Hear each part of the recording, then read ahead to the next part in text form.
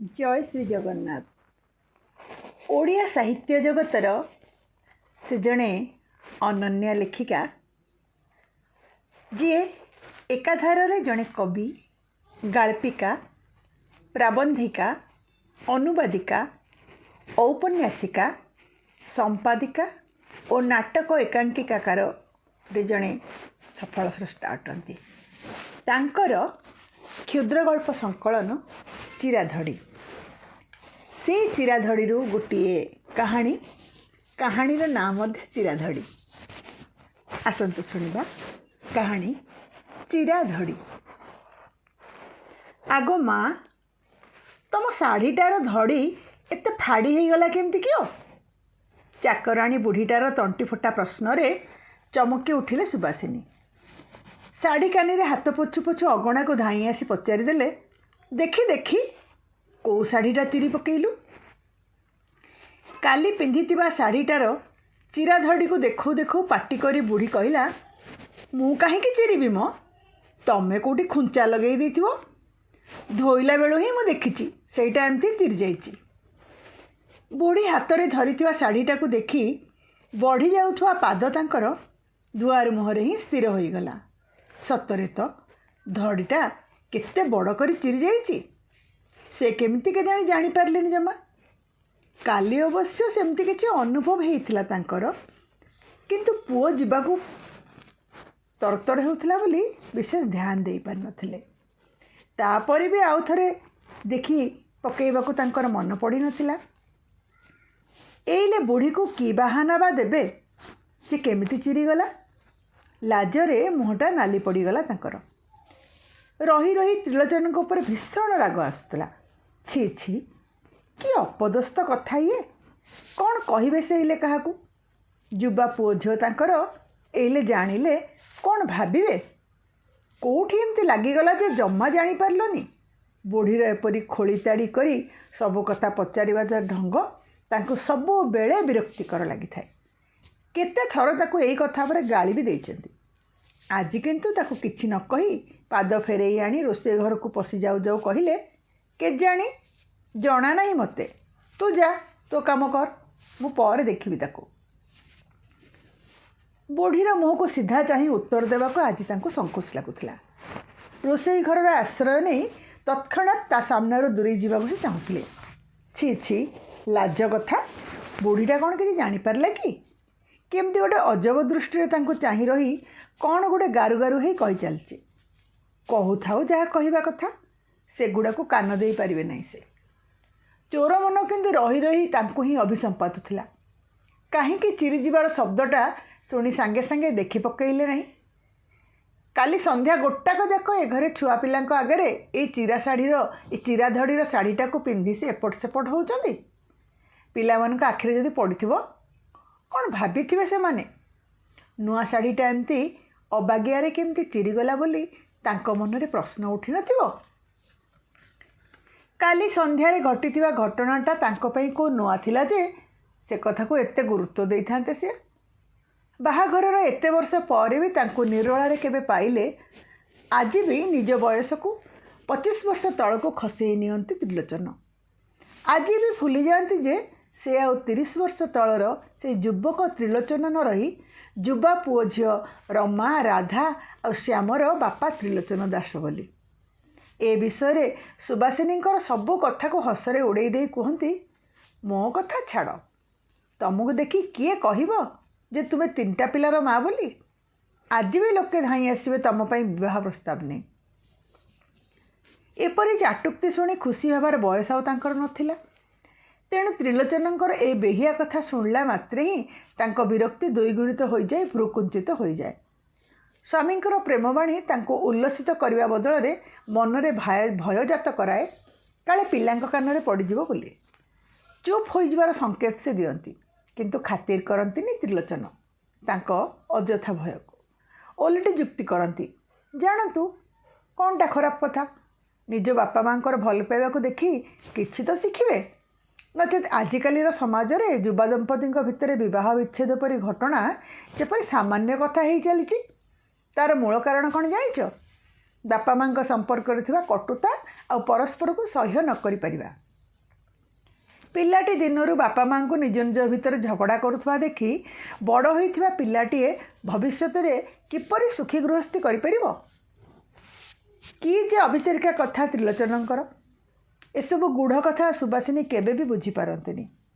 ଆସିଲା ଦିନରୁ ତ୍ରିଲୋଚନଙ୍କୁ ଏହିପରି ହିଁ ସେ ଦେଖି ଆସୁଛନ୍ତି। ତାଙ୍କ ପରି ପ୍ରେମୀ ଆଉ ରସିକ ଆଉ ଗୋଟିଏ ଖୋଜି ପାଇବା ବାସ୍ତବରେ ଦୁରୂହ ବେପାର। କମ୍ କଥା କହୁଥିବା ଏହି ବ୍ୟକ୍ତିଟି ଯେ ତାଙ୍କ ଆଗରେ ଏତେ ପ୍ରଗଳ୍ଭ ପାଲଟି ଯାଆନ୍ତି, ସେ କଥା ରାଣ ଦେଇ କହିଲେ ବି କେହି ବିଶ୍ୱାସ କରିବେନି। ବିବାହ ପୂର୍ବରୁ ଶାଶୁ ଶ୍ୱଶୁରଙ୍କ ଭୟ ଥିଲା ତାଙ୍କ ପୁଅଟା ଯୋଗୀ ହେଇଯିବ। ଗୀତା ଭାଗବତ ବେଦ ପୁରାଣ ପୂଜାପାଠରେ ବୁଡ଼ି ରହୁଥିବା ପୁଅକୁ କିପରି ସଂସାର କରିବେ, ସେଥିପାଇଁ କେତେ ପୂଜାପାଠ ଧର୍ମକର୍ମ କରି ପଣ୍ଡିତଙ୍କୁ ପଚାରି 10 ଖଣ୍ଡ ଗାଁର ସବୁଠାରୁ ସୁନ୍ଦରୀ ଝିଅକୁ ସେ ବୋହୂ କରି ଆଣିଥିଲେ। ଆଶା ଥିଲା କିଛି ନହେଲେ ନାହିଁ, ବୋହୂର କମନୀୟ ରୂପକୁ ଦେଖି ତ ପୁଅ ସଂସାର ଛାଡ଼ି ଯିବ ନାହିଁ। ଆଉ ତାଙ୍କର ସେଇ ଆଶା ସତକୁ ସତ ପୂରଣ ହୋଇଗଲା ଏ ସୁବାସିନୀଙ୍କ ଯୋଗୁଁ। ପହିଲି ଦେଖାରେ ହିଁ ସୁବାସିନୀ ଏପରି ଯାଦୁ କରିଦେଇଥିଲେ ଯେ ତ୍ରିଲୋଚନ ବୈରାଗ୍ୟକୁ ତ୍ୟାଗ କରି ଏକଦମ ଗୃହସ୍ଥ ହୋଇଯାଇଥିଲେ। ସବୁ ପୋଥି ପୁରାଣକୁ ବାନ୍ଧି ଗଙ୍ଗାରେ ଭସେଇ ଦେଇଥିଲେ। ପୂଜାପାଠ ଛାଡ଼ି ପାଠପଢ଼ାରେ ମନ ଦେଇଥିଲେ। ଦାନ ଧର୍ମ ଛାଡ଼ି ବଡ଼ ଚାକିରି କରି ପକାଇଲେ। ଏ ପରିବର୍ତ୍ତନରେ ଯେ ସେ ଦୁଃଖିତ, ଏପରି କେବେ ବି ସୁବାସିନୀଙ୍କର ଅନୁଭବ ହୋଇନଥିଲା। ତଥାପି ତାଙ୍କ ଆଗରେ ତ୍ରିଲୋଚନ ସ୍ୱୋକ୍ତି କରିଛନ୍ତି ଯେ ସୁନ୍ଦରୀ ନାରୀର ପ୍ରଭାବ ଭଗବାନଙ୍କ ଠାରୁ ବି ଅଧିକ। କେବଳ ସେ ନୁହେଁ, ବୋହୂ ହୋଇ ଆସିଲା ଦିନରୁ ଏ ଘରକୁ ଯିବା ଆସିବା କରୁଥିବା ସବୁ ଲୋକଙ୍କ ମୁହଁରୁ ସୁବାସିନୀ ନିଜ ରୂପର ଚର୍ଚ୍ଚା ସାଙ୍ଗକୁ ତ୍ରିଲୋଚନକୁ ବଦଳେଇ ଦେଇଥିବାର କଥା ହିଁ ଶୁଣିଛନ୍ତି। କେତେବେଳେ ଏସବୁ ଶୁଣି ସେ ଗର୍ବ ଅନୁଭବ କରିଛନ୍ତି, ତ କେତେବେଳେ ଲଜ୍ଜାରେ ମୁଣ୍ଡ ତାଙ୍କର ଲଇଁ ଯାଇଛି। କେତେ ଥର ମନକୁ ପାପ ବି ଛୁଇଁଛି ଯେ ତାଙ୍କରି ପାଇଁ ଗୋଟିଏ ପବିତ୍ର ଆତ୍ମାର ମୃତ୍ୟୁ ହୋଇଗଲା। ହେଲେ ସେସବୁ ତ ବିଗତ ଦିନର କଥା। ଏବେ କ'ଣ ସେସବୁ ଶୋଭା ପାଏ? ଏବେ ତ ପିଲାଛୁଆ ସବୁ ବଡ଼ ହୋଇସାରିଲେଣି। ଆଉ ବର୍ଷେ 6 ମାସ ଗଲେ ତାଙ୍କ ବଡ଼ ଝିଅ ରମାର ବାହାଘର ହେବ। ନୂଆ ନୂଆ ବନ୍ଧୁ ସେ ବାନ୍ଧିବେ। ଆଉ ଯଦି ଏ ବୟସରେ ବି ତାଙ୍କ ରୂପଲାବଣ୍ୟରେ ତ୍ରିଲୋଚନ ଏପରି ବୁଡ଼ି ରହିବେ, ତେବେ କ'ଣ ଭଲ ଲାଗିବ? ନୂଆ ପରିବାରଟିଏ ଆସି ଏସବୁ ଦେଖିଲେ କ'ଣ ଭାବିବ? ହେଲେ ଏତେ କଥା ତ୍ରିଲୋଚନ ବୁଝନ୍ତିନି କି ବୁଝେଇଲେ ତାଙ୍କ ମୁଣ୍ଡରେ ସେସବୁ ପଶେନି। ଆଜି ବି ସୁବାସିନୀ ତାଙ୍କ ପାଇଁ ସେଇ ଅନୁଢ଼ା ନାୟିକା, ସେଇ 16 ବର୍ଷର ଲାବଣ୍ୟବତୀ ରୂପରାଇଜର ଅପସରୀ। ଦର୍ପଣ ଆଗରେ ଆସି ଠିଆ ହୋଇଗଲେ ସୁବାସିନୀ। ନିଜକୁ ନିରେଖି ଦେଖିଲେ। କ'ଣ ବା ଅଧିକ ଦିଶନ୍ତି ସେ? ଗାଁର ଆଉ 10ଟା ସ୍ତ୍ରୀ ଲୋକଙ୍କ ପରି ତାଙ୍କ ଗଢ଼ଣ। ହଁ, ସେମାନଙ୍କ ଠାରୁ ତାଙ୍କ ଦେହର ରଙ୍ଗ ସଫା ଅବଶ୍ୟ, କିନ୍ତୁ ସେମାନଙ୍କ ପରି ଏତେ ଲଗେଇ ପିନ୍ଧି ବି ସେ ବସନ୍ତି ନାହିଁ। ମଥାରେ ସେ ବଡ଼ ସିନ୍ଦୁର ଟୋପାଟା, ଆଖିରେ ଧାରେ କଜଳ, ତେଲ ଲଗେଇ ମଝି ସୁନ୍ଥା କରି ବଡ଼ ଖୋସାଟିଏ ଆଉ ସିନ୍ଦୁର ସୁନ୍ଥା ଭରି ସିନ୍ଦୁର। ହାତ ଭର୍ତ୍ତି କରି ପାଣି କାଚ ସାଙ୍ଗକୁ ଶାଶୁ ଦେଇଥିବା ସୁନା ବାଉଟି ଆଉ 2 ପଟ ସୁନା କାଚ, ଯାହା ପ୍ରଥମରୁ ଆଜି ଯାଏଁ ତାଙ୍କ ହାତରେ ଅଛି। ବେକରେ ବି ସେଇ ସୁନାହାରଟା। ହଁ, କାନର ଗହଣା କେବେ କେବେ ବଦଳିଥାଏ ଅବଶ୍ୟ। ଶାଢ଼ୀ ହିଁ କେବଳ ଭରପୁର ରହିଛି ତାଙ୍କର, ତାହା ବି ତ୍ରିଲୋଚନଙ୍କ ପାଇଁ। ଶାଢ଼ୀ କିଣିବାରେ ତାଙ୍କର ପ୍ରବଳ ଆଗ୍ରହ। ବଜାରକୁ ନୂଆ ଶାଢ଼ୀ ଆସିଲା ମାତ୍ରେ ସୁବାସିନୀଙ୍କ ପାଇଁ ନିଶ୍ଚୟ କିଣିକି ଆଣିବେ ଆଉ ବାଧ୍ୟ କରିବେ ସାଙ୍ଗେ ସାଙ୍ଗେ ପିନ୍ଧିବାକୁ। ସୁବାସିନୀ ମନା କରନ୍ତି, ପୂଜାପୂଜିରେ ପିନ୍ଧିବାର ବାହାନା କରନ୍ତି, କିନ୍ତୁ କିଛି ଶୁଣନ୍ତି ନାହିଁ ତ୍ରିଲୋଚନ। ଶାଢ଼ୀ ଆସିଲା ମାତ୍ରେ ସୁବାସିନୀ ପିନ୍ଧିବା ଦରକାର। ଖାଲି ପିନ୍ଧିଦେଲେ ହେବନି, ଆସି ତାଙ୍କ ପାଖରେ ଘଡ଼ିଏ ବସିବା ବି ଦରକାର। କି ଅଜବ ଖିଆଲ ତାଙ୍କର! ମନ ପୂରେଇକି ଦେଖି ସାରିବା ପରେ ଯାଇ ତାଙ୍କୁ ସେଠୁ ଉଠିକି ଆସିବାକୁ ଅନୁମତି ମିଳେ। ନହେଲେ କେତେ ରାଗ, କେତେ ଅଭିମାନ, କିଏ ବା ପାରିବ ତାଙ୍କ ମାନଭଞ୍ଜନ କରି? ପ୍ରତିଥର ତେଣୁ ସ୍ୱାମୀଙ୍କ ଆଗରେ ହାର ମାନିଯାଆନ୍ତି ସେ। ଶାଢ଼ୀ ପିନ୍ଧି ସାରିଲା ପରେ ଯେଉଁ ମୁଗ୍ଧ ଦୃଷ୍ଟିରେ ତାଙ୍କୁ ଚାହିଁ ରହନ୍ତି ତ୍ରିଲୋଚନ, ଲାଜରେ ମରିଯାଆନ୍ତି ସେ। କି ଅଜବ ଲୋକ ସହିତ ଘର ବାନ୍ଧିଛନ୍ତି ସତରେ! ପୁଅ ଝିଅଙ୍କର ଖିଆଲ କି ସାଇ ପଡ଼ିଶାଙ୍କ ଟାପରା କିଛି ବି ମନକୁ ଆସୁନାହିଁ। ପ୍ରଥମ ଥର ଦେଖିଲା ପରି ଚାହିଁ ବସିଥିବେ। 1000 ଥର ପାଖକୁ ଡାକୁଥିବେ ଆସି ତାଙ୍କ ପାଖେ ବସିବା ପାଇଁ। ଏପରି ନିର୍ଲଜ୍ଜ ବ୍ୟବହାରରେ କି ପ୍ରତିକ୍ରିୟା ବ୍ୟକ୍ତ କରିବେ ସେ? ପିଲାଛୁଆର ସଂସାର ଭିତରେ ଯେଉଁଠି ନିଶ୍ୱାସ ମାରିବାକୁ ବେଳ ନଥାଏ, ସେଠି ସ୍ୱାମୀ ସୁହାଗୀ ହୋଇ ଘଡ଼ି 2 ଘଡ଼ି ବସିପାରିବେ କେମିତି? କିନ୍ତୁ ସେ କଥା କିଏ ବା ବୁଝେଇବ ତାଙ୍କ ଅବୁଝା ସ୍ୱାମୀଙ୍କୁ? ଯଦି କିଛି ସେ ବିଷୟରେ ସୁବାସିନୀ କୁହନ୍ତି, ଏକ ନିରୀହ ଚାହାଣୀ ଚାହିଁ ତ୍ରିଲୋଚନ କୁହନ୍ତି, କେତେ ବର୍ଷ ଯାଏଁ ଆଉ ସେସବୁ କଥାର ବାହାନା କରୁଥିବ ସୁବାସିନୀ? ମୋ ଭଲ ପାଇବାର କ'ଣ କିଛି ମୂଲ୍ୟ ନାହିଁ ତମ ପାଖରେ? ଏହାପରେ ଆଉ କ'ଣ ବା ଉପାୟ ଥାଏ ସୁବାସିନୀଙ୍କର ଚୁପଚାପ ଆସି ବସିଯିବା ଛଡ଼ା। ତେଣିକି ପିଲାଙ୍କର ଡେରି ହେବା କଥା ହେଉ, ରୋଷେଇବାସ ଅଧା ପଡ଼ିଥିବା କଥା ପଡ଼ୁ, ଖରାରେ ଶାଗ ପଟାଳି ଝାଉଁଳି ଯିବା କଥା ଝାଉଁଳୁ, କିନ୍ତୁ ସୁବାସିନୀ ସେଠୁ ଉଠି ଯାଇପାରିବେ ହିଁ ନାହିଁ। କିନ୍ତୁ ବସିପାରିନଥିଲେ ସେହିପରି କାଲି ସନ୍ଧ୍ୟାରେ। ପୁଅଟା ବାହାରକୁ ଯିବ ବୋଲି ସ୍କୁଟର ଷ୍ଟାର୍ଟ କରି ବ୍ୟାଗ୍ ମାଗୁଥିଲା, ଆଉ ବ୍ୟାଗ୍ଟା ଆଣି ତା ହାତକୁ ବଢ଼େଇ ଦେବାକୁ ତରତର ହୋଇ ସୁବାସିନୀ ଶୋଇବା ଘରକୁ ପଶି ଯାଇଥିଲେ। ଖବରକାଗଜ ପଢ଼ାରେ ବ୍ୟସ୍ତ ଥିବା ତ୍ରିଲୋଚନଙ୍କର ଆଡ଼କୁ ଚାହିଁ ଦେବାକୁ ତାଙ୍କର ତର ବି ନଥିଲା। କିନ୍ତୁ ନାଲି ଧଡ଼ିବାଲା ଶାଢ଼ୀ ବିମଣ୍ଡିତା ସୁବାସିନୀଙ୍କୁ ଦେଖି ବ୍ୟାକୁଳ ହୋଇ ଉଠିବାରୁ ତ୍ରିଲୋଚନଙ୍କ ପାଖରେ ବାହାନା ହିଁ ବାହାନା ଥିଲା। ଆଃ, କି ସୁନ୍ଦର ଦିଶୁଛ ଆଜି କହି ତାଙ୍କ ଆଡ଼କୁ ବଢ଼ି ଆସିଥିଲେ ତ୍ରିଲୋଚନ ତାଙ୍କୁ କୋଳାଗ୍ରତ କରିନେବା ପାଇଁ। ଛାଡ଼ ମ, ବେକାର ଝାମେଲା କରନି ତ କହି ତାଙ୍କ ବଢ଼ି ଆସିଥିବା ହାତକୁ ଛାଟି ଦେଇ ସେ ଘରୁ ବାହାରିଲା ବେଳକୁ ଫର୍ର କରି କିଛି ଶବ୍ଦ ତାଙ୍କୁ ଶୁଭିଯାଇଥିଲା। କିନ୍ତୁ ପୁଅର ଉଚ୍ଛନିଆ ଡାକରେ ସେ ଆଡ଼କୁ ଧ୍ୟାନ ନ ଦେଇ ତତ୍କ୍ଷଣାତ୍ ବାହାରି ଯାଇଥିଲେ ସେଠୁ। ତ୍ରିଲୋଚନଙ୍କର ପ୍ରେମଭରା ଡାକରେ ପଛକୁ ବୁଲି ଚାହିଁ ବି ନଥିଲେ। ତାପରର କର୍ମବ୍ୟସ୍ତତା ଭିତରେ ସେ କଥାଟିକୁ ସେ ପୁରାପୁରି ଭୁଲି ଯାଇଛନ୍ତି। ଏସବୁ ତାଙ୍କ ଜୀବନରେ ଆଉ କେଉଁ ନୂଆ ହୋଇ ରହିଛି ଯେ ତାକୁ ମନରେ ଗଣ୍ଠି କରି ଧରି ବସିବେ। କିନ୍ତୁ ବ୍ୟଥିତ ହୋଇ ଉଠିଲେ ତ୍ରିଲୋଚନ। ବର୍ଷ ପରେ ବର୍ଷ ସୁବାସିନୀଙ୍କର ଏହି ପ୍ରତ୍ୟାଖ୍ୟାନକୁ ସେ ସହ୍ୟ କରି ଆସିଥିଲେ ବି ଆଜି ସହିପାରିନଥିଲେ। ମନଟା ଭାଙ୍ଗି ପଡ଼ିଥିଲା। ଅବ୍ୟକ୍ତ ଯନ୍ତ୍ରଣାରେ ଛାତି ଭାରି ଭାରି ହୋଇ ଉଠିଲା। ସୁବାସିନୀଙ୍କୁ ନିଜର କରିବା ପାଇଁ ସେ ସବୁ କିଛି ତ୍ୟାଗ କରିଦେଇଥିଲେ। ଧର୍ମ, କର୍ମ, ପୋଥି ପୁରାଣ, ସାଙ୍ଗସାଥି, ବାପା ମା, ସବୁ କିଛି। ତଥାପି ସୁବାସିନୀଙ୍କୁ ସେ ସମ୍ପୂର୍ଣ୍ଣ ଭାବରେ କେବେ ନିଜର କରିପାରିନଥିଲେ। ନୂଆ ନୂଆ ବେଳେ ବାପା ମା, ଭାଇ ଭଉଣୀ, ସାହି ପଡ଼ିଶା, ବନ୍ଧୁବାନ୍ଧବ, ସାଙ୍ଗସାଥି ସମସ୍ତଙ୍କ ସହିତ ସୁବାସିନୀଙ୍କୁ ଭାଗ କରିବାକୁ ପଡ଼ିଥିଲା। ମନ ପୂରେଇ ଘଡ଼ିଏ ନିଶ୍ଚିନ୍ତରେ ସେ ତାଙ୍କୁ କେବେ ଦେଖିବାକୁ ସୁଯୋଗ ପାଇନଥିଲେ କି ତାଙ୍କ ରୂପକୁ ନେଇ ତାଙ୍କ ମନରେ ଉଠୁଥିବା ଜୁଆରକୁ ପ୍ରକାଶ କରିବାକୁ ଅନୁକୂଳ ପରିବେଶ ପାଇନଥିଲେ। ତାଙ୍କ ପାଇଁ ଲେଖିଥିବା କବିତାଟିଏ ଆଜି ବି ମନରେ ତାଙ୍କର ଅକ୍ଷତ ଅଭୁଲା ହୋଇ ରହିଛି। କେବେ ସୁବାସିନୀଙ୍କୁ ପାଖରେ ବସାଇ ଶୁଣାଇ ପାରିନାହାନ୍ତି। ସବୁବେଳେ ତାଙ୍କ କବଳରୁ ଖସିଯିବାକୁ ସୁବାସିନୀ ବ୍ୟସ୍ତ ବିବ୍ରତ ଥାଆନ୍ତି। ଧୀରେ ଧୀରେ ତାଙ୍କ ଜୀବନରୁ ସମସ୍ତେ ଯେତେବେଳେ ଚାଲିଯିବାକୁ ଲାଗିଲେ, ସେତେବେଳେ ସେ ଦୁଃଖୀ ହେବା ପରିବର୍ତ୍ତେ ଆନନ୍ଦିତ ହୋଇ ଉଠିଥିଲେ ଯେ ଯାହା ହେଉ ସୁବାସିନୀ ଏବେ ତାଙ୍କର ସମ୍ପୂର୍ଣ୍ଣ ଆପଣାର ହେବେ। କିନ୍ତୁ ତା ପୂର୍ବରୁ ତାଙ୍କ ପ୍ରତିଦ୍ୱନ୍ଦ୍ୱୀ ହୋଇ ଧରାକୁ ଓହ୍ଲେଇ ଆସିଲେ ତାଙ୍କ ନିଜ ଔରସରୁ ଜାତ ପିଲାମାନେ।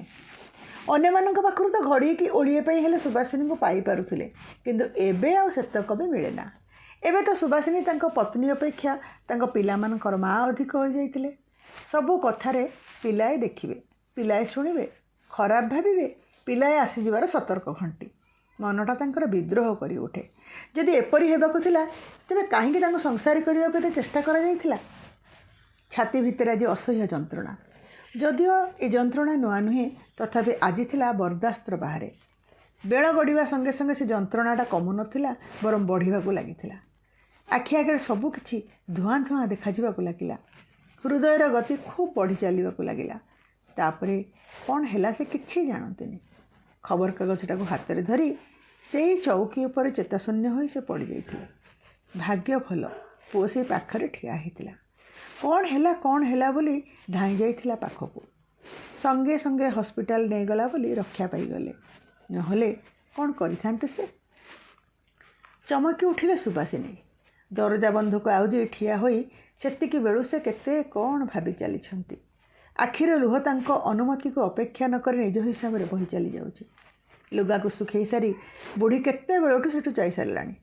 ପବନରେ ଚିରା ଧଡ଼ିଟି ହଲି ହଲି ତାଙ୍କ ପତିଙ୍କ ପ୍ରେମୀ ହୃଦୟକୁ ତାଙ୍କ ଆଗରେ ବଖାଣି ଚାଲିଛି। ତୁଚ୍ଛା କଥାଟାରେ ତାଙ୍କୁ ହସ୍ପିଟାଲ ଯିବାକୁ ପଡ଼ିଲା। ରକ୍ଷା ହେଇଛି, ଆଟାକଟା ବେଶୀ ସାଂଘାତିକ ନଥିଲା, ନହେଲେ କ'ଣ ହେଇଥାନ୍ତା? ଆଉ ଆଗକୁ କିଛି ସେ ଭାବିପାରିଲେନି। ନିଜକୁ ଖାଲି ଧିକ୍କାରି ଗଲେ ଯେ କାହିଁକି ତାଙ୍କ କଥା ମାନି ଘଡ଼ିକ ପାଇଁ ତାଙ୍କ ନିକଟରେ ସେ ବସିଗଲେ ନାହିଁ। ସେ କ'ଣ ଜାଣିନାହାନ୍ତି ତାଙ୍କ ଅବୁଝା ମନକୁ? ଫୋନ୍ର କ୍ରିଂ କ୍ରିଂ ଶବ୍ଦରେ ତାଙ୍କ ଧ୍ୟାନ ଭଙ୍ଗ ହେଲା। ହସ୍ପିଟାଲରୁ ପୁଅ ଫୋନ୍ କରିଥିଲା। ବୋଉ, ବାପାଙ୍କର ହୋସ୍ ଫେରି ଆସିଲାଣି, ଭଲ ଅଛନ୍ତି ଏବେ। ଡାକ୍ତର କହୁଛି ଚିନ୍ତା କରିବା କିଛି କାରଣ ନାହିଁ, ବିଶେଷ କିଛି ହେଇନଥିଲା। ତୁ ବ୍ୟସ୍ତ ହେବୁ ବୋଲି ଫୋନ୍ କରିଦେଲି। କାଲି ନହେଲେ ପରଦିନକୁ ଘରକୁ ଚାଲି ଆସିବେ। ସେ ବାରମ୍ବାର କହୁଛନ୍ତି ତୋର କ'ଣ ଶାଢ଼ୀଟା ତାଙ୍କ ଲାଗି କାଲି ଚିରିଗଲା, ଶାଢ଼ୀଟେ କିଣି ନେବା ପାଇଁ ମୋତେ କହୁଛନ୍ତି। ତୋର କେଉଁ ରଙ୍ଗର ଶାଢ଼ୀ ଦରକାର କହିଲେ ମୁଁ ଗଲାବେଳେ କିଣି ନେଇଯିବି। କଣ୍ଠରୁଦ୍ଧ ହୋଇଗଲା ସୁବାସିନୀଙ୍କର। ଆଖିରୁ ଟପ୍ ଟପ୍ ଲୁହ ଗଡ଼ି ଆସିଲା। ପୁଅ ପଚାରି ଚାଲିଥିଲା, ବୋଉ କେଉଁ ରଙ୍ଗର ଦରକାର କହ। ପ୍ରକୃତିସ୍ଥ ହୋଇ ଉଠିଲେ ସେ। କହିଲେ, ବାପାଙ୍କୁ କହିଦେ, ସେ ଠିକ୍ ହେଇ ଘରକୁ ଫେରିଲା ବେଳେ ତାଙ୍କର ଯେଉଁ ରଙ୍ଗର ଇଚ୍ଛା ହେବ ସେଇଟା ହିଁ ଆଣିଲେ ମୁଁ ପିନ୍ଧିବି। ଚିରି ତ ସେ ହିଁ ଦେଇଥିଲେ ନା। ଆଉ ଆଗକୁ କିଛି କହିପାରିଲେନି। ଲଜ୍ଜାରେ ନୁହେଁ, ଏଥର ଗର୍ବରେ ତଣ୍ଟି ବାନ୍ଧି ହୋଇଯାଉଥିଲା ତାଙ୍କର। ଆଖିର ସବୁ କିଛି ଧୂଆଁଳିଆ ଦିଶୁଥିଲେ ବି ତ୍ରିଲୋଚନଙ୍କ ହସ ହସ ମୁହଁ, ମୁଗ୍ଧ ଚାହାଣୀ ତାଙ୍କୁ ସ୍ପଷ୍ଟ ଦେଖାଯାଉଥିଲା। ଆପଣ କାହାଣୀଟି ଶୁଣୁଥିଲେ ଶ୍ରୀମତୀ କମଳା ଶତପଥୀଙ୍କର ଚିରାଧଡ଼ି ଉପସ୍ଥାପନାରେ ମୁଁ ସୁମିତା। ଧନ୍ୟବାଦ।